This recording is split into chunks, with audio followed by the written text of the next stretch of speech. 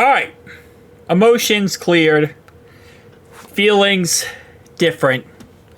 Let's go and react to this final play of the game. Okay? This was the pass interference call on Anthony. And it sucked. It really did. But I think we have to look at this with a non-biased point of view.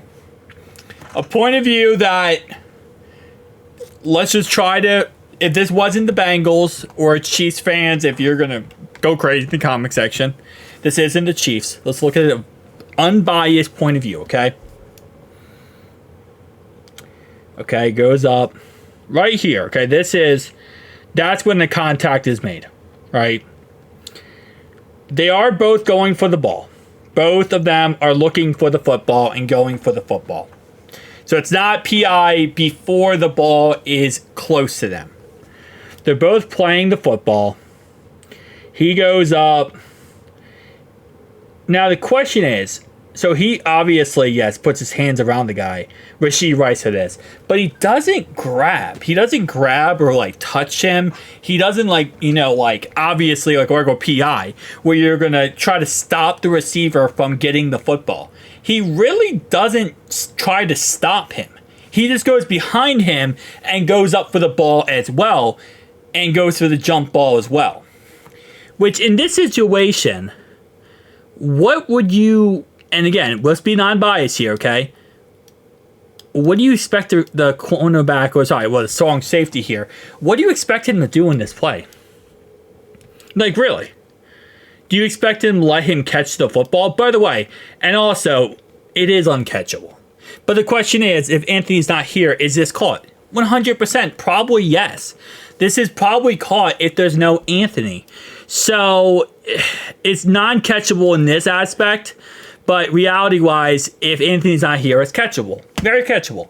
I think Rashee Rice could go up and get that ball. It's high, but I think it's possible. Anthony definitely helps stop the play from happening.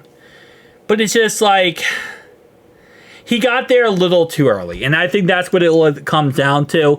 So for those saying this is a ticky-tacky call, this is a ticky-tacky call.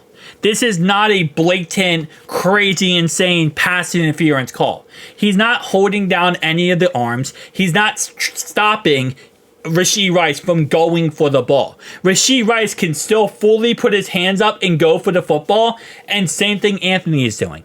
Not one time is the receiver prevented from going for the football. He got there a tad bit early. He did. But at the same time, it's like, do you really want to change a whole entire game based on this one call? Based on, which again, I think is very ticky-tacky. But, I mean, by the rule of pass interference, this is pass interference. Like, by the black and white lines on the page of the NFL rulebook, this is pass interference, and it is the correct call. It is. At the end of the day, you can have your different opinions, and I hate the call. I really do. But this is a PI call. No, the receiver did not get impeded with, it looks like, that would prevent him from catching the football.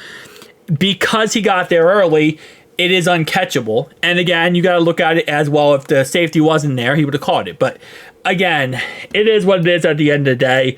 We are on to the Commanders. We're on to week 3.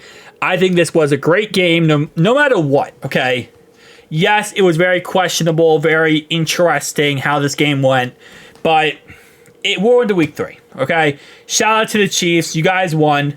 Congratulations.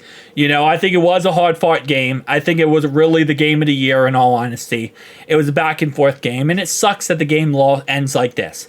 I say the same thing, though, about the Super Bowl with the James Bradbury, which I think James Bradbury had more of a hold than this being a pass interference, but that's beside the point. But as you said, like, that Super Bowl was so great, and the Chiefs won that Super Bowl versus the Eagles 1,000%.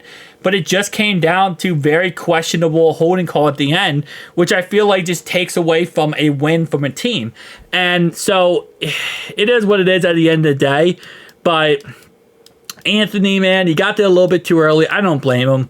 I mean, there's no way, as a Bengals fan here, you can blame Anthony. What would you blame him for? Rashee Rice is wide open. he could easily catch this football. You see him almost going to catch it. You go up too early, but you try to prevent the ball from being caught. And even though, yes, he didn't, again, like I said, he didn't technically interfere, he did grab him. He grabbed him and he held him, and he was there too early. In reality, he was just playing the ball. Both players were playing the ball. It wasn't anything more than that. It sucks that this is how a game ends, but I don't think he was not interfering with Rashee Rice.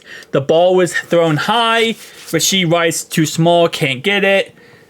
He could probably jumped up if Anthony wasn't there, but it is what it is. At the end of the day, shout out to the Chiefs. Rolling to Washington.